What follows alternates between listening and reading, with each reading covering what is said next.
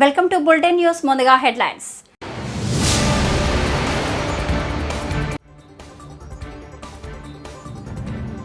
తండ్రిని చూడగానే కాళ్ల మీద పడ్డ కవిత, గుండెలకు హత్తుకొని కేసీఆర్ భావోద్వేగం.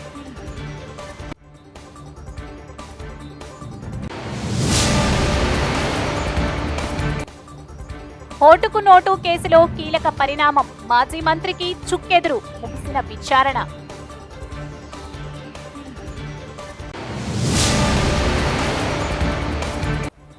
తిరుమల శ్రీవారికి కానుకగా మినీ ట్రక్, కర్ణాటక ఎమ్మెల్యేతో కలిసి టీడీపీకి అందజేసిన భక్తుడు. Welcome to TPN news. Nuguru Venkatapuram Sri Padmavathi Alivelu Manga సమేత శ్రీ వెంకటేశ్వర స్వామి దేవస్థానంలో వైష్ణవ సాంప్రదాయం ప్రకారంగా తేదీ 28/8/2024 బుధవారం రోజున శ్రీకృష్ణ జన్మాష్టమి సందర్భంగా ఉట్టికొట్టే కార్యక్రమం నిర్వహించడం జరిగింది. ఈ కార్యక్రమంలో దేవస్థాన కార్యనిర్వహణ అధికారి శ్రావణపు సత్యనారాయణ ఆలయ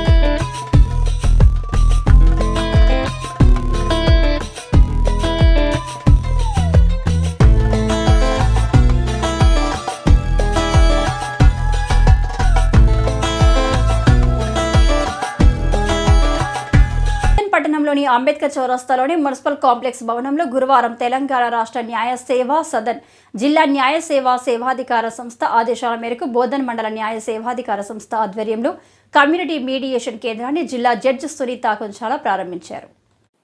ఈ సందర్భంగా ఆమె మాట్లాడుతూ రాజీ పడగదగిన కేసులను ఈ కేంద్రం ద్వారా పరిష్కరించాలని అన్నారు.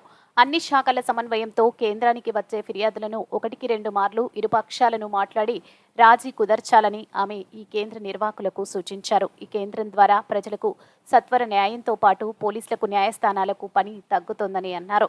చిన్న చిన్న సమస్యలతో పోలీస్ స్టేషన్లకు ఆశ్రయిస్తే ఇరు వర్గాలు ఒకరిపై ఒకరు కక్షలు పెరిగేందుకు ఆస్కారం ఉంటుందని ఆమె అన్నారు. చిన్న గొడవలు సైతం పోలీస్ కేసులు నమోదైతే పెద్ద సంఘటనలుగా మారే అవకాశం ఎంతైనా ఉందని ఆమె అన్నారు. జిల్లాలో మొట్టమొదటిసారిగా ఏర్పాటు చేస్తున్న ఈ కేంద్రాన్ని సద్వినియోగం చేసుకోవాలని ఆమె సూచించారు. ఈ కార్యక్రమంలో జిల్లా జడ్జి సునీత కుంచాలతో పాటు బోధన్ జిల్లా 5వ అదనపు న్యాయమూర్తి Ravikumar, Bodhan ACP Srinivas, RDO Ambadasu Rajeshwar, municipal commissioner Venkatanarayana, additional public prosecutor doctor Palnati Sammaiah, కేంద్ర నిర్వాహకులు టి పద్మా సింగ్, సుజాత, రాజేశ్వర్ సింగ్, రాజేశ్వరి, జోషి తదితరులు ఉన్నారు.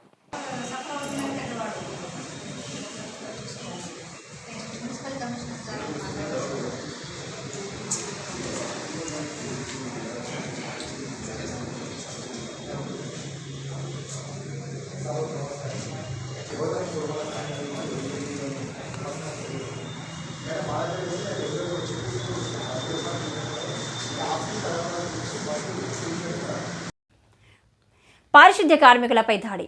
బోధన్ పట్టణంలోని ఆజం గంజ్ ప్రాంతంలో గల 14వ వార్డులో పారిశుద్ధ్య కార్మికులు ఎల్లయ్య, సంతోష్లపై కాలనీకి చెందిన కన్నా, అతని తల్లి దాడి జరిపారు.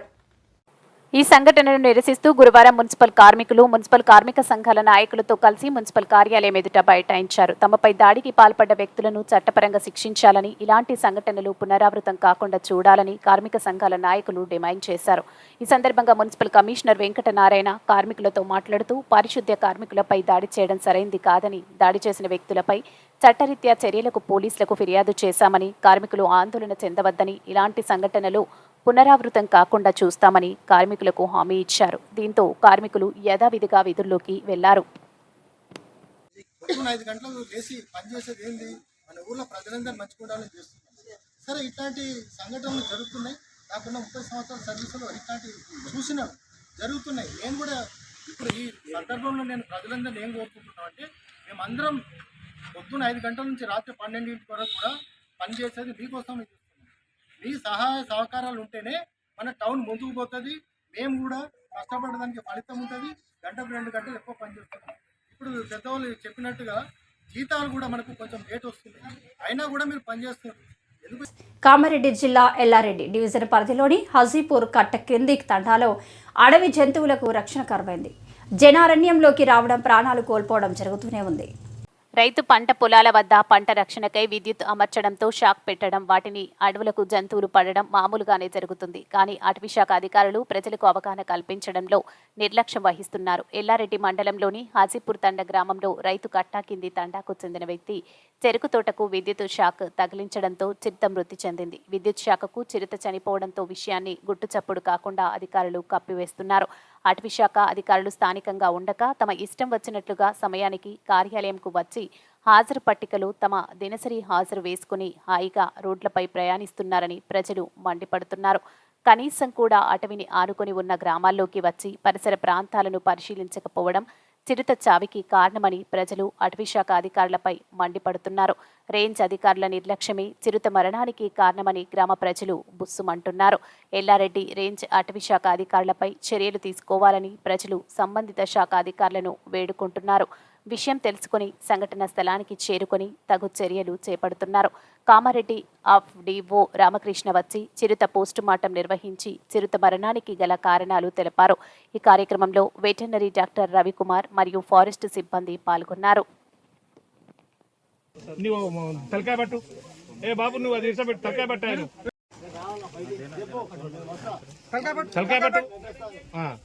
తీసుకురా మెల్లగా రైట్ ఓకే బస్ జర మట్టి పెట్టి జర దులిపి ఇట్లా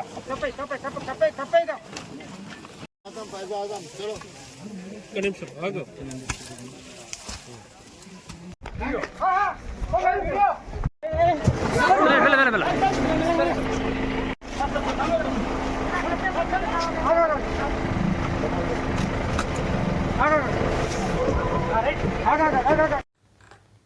నక్కసాయిలపై వచ్చిన ఆరోపణలు అవాస్తవం. బాధితురాలు బూదే శ్రీజ. నిజామాబాద్ జిల్లా రుద్రూల్ మండల కేంద్రంలో డబుల్ బెడ్రూమ్ నిర్మాణ స్థలం పక్కన ఖాళీగా ఉన్న ప్రభుత్వ భూమిలో రేకుల షెడ్డు తాము వేసుకున్నామని బూదే నవీన్, శ్రీజ దంపతులు గురువారం రోజున మీడియాకు తెలియజేశారు. వాటిని కొంతమంది తొలగించే ప్రయత్నం చేయగా పోలీస్ స్టేషన్లో ఫిర్యాదు చేశామని, పోలీసులు స్థానిక పంచాయతీలో గాని కుల పెద్దల వద్ద గాని సంప్రదించాలని తెలపడంతో తమ కుల పెద్ద మనిషి నక్కసాయిలు ఆశ్రయించామని, వాటిని కొంతమంది పత్రికల్లో, యూట్యూబ్ ఛానల్లోనూ నక్కసాయిలే ఆక్రమించినట్టు ఆయనపై ఆరోపణలు చేశారని, ఇందులో ఎలాంటి నిజం లేదని బాధితులు ఆరోపించారు. వేసినందుకు పక్కకి వాళ్ళది కూడా ఉండే, మాకు దగ్గర అప్పుడు సోమత లేకుండే, మేము ఓన్లీ రేకులు మాత్రం వేసి కట్టెలతో వేసి పెట్టినాం.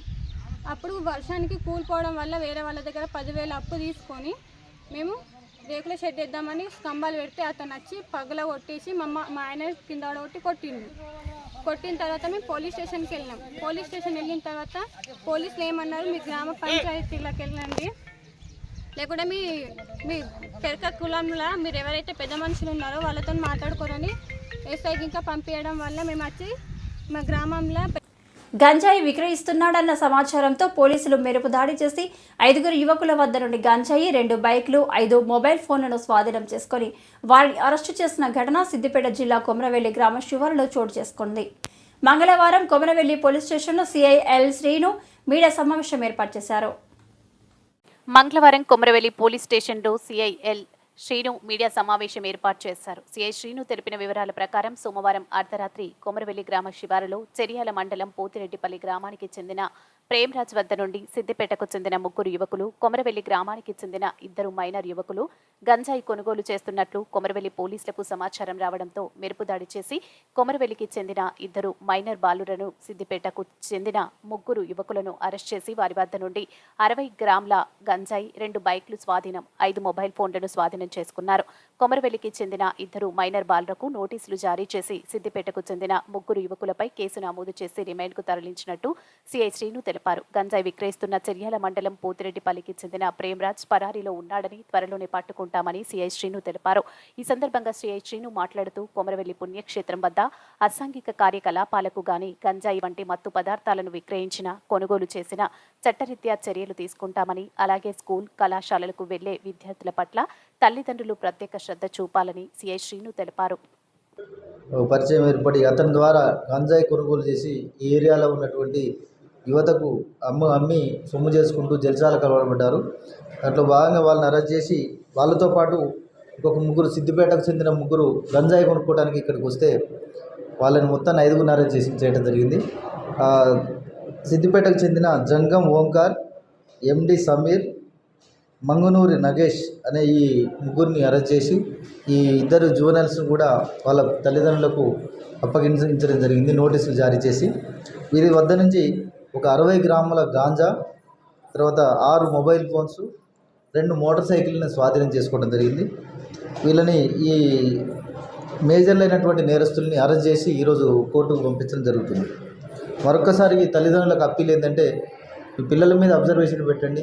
వాళ్ళు కాలేజీకి వెళ్తున్నారా, స్కూల్కి వెళ్తున్నారా, పనులకు వెళ్తున్నారా, మార్నింగ్ నుంచి ఈవినింగ్ దాకా ఎవరితో తిరుగుతున్నారు, సాయంత్రం పూట ఏంది వాళ్ళ పరిస్థితిని ఎప్పటికప్పుడు అబ్జర్వ్ చేసి ఇలాంటి కొంతమంది చెడ వ్యక్తులు ఈ యువతని పెడమార్గంలో చేయడానికి ప్రయత్నించే వారి పట్ల అప్రమత్తంగా ఉండి మన ఏరియాలో ఈ గాంజా లేకుండా చేయాలనే దృక్పథంతో పోలీస్ శాఖ కఠినమైన చర్యలు తీసుకోవడం జరుగుతుంది.